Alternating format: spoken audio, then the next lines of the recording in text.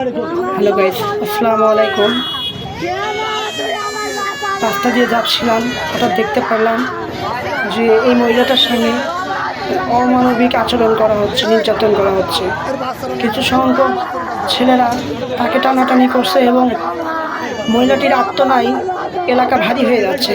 কেউ তার কোনো কথা শুনতে যাচ্ছে না।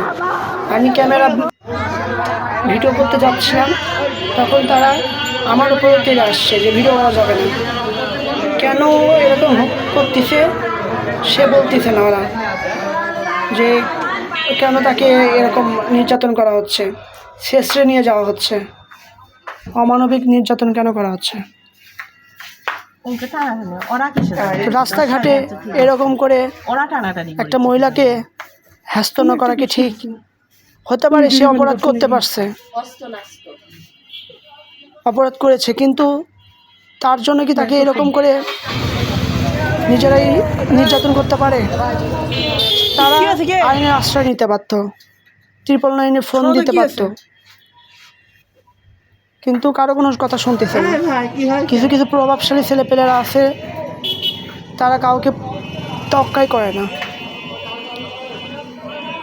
চুরি করছে নাকি?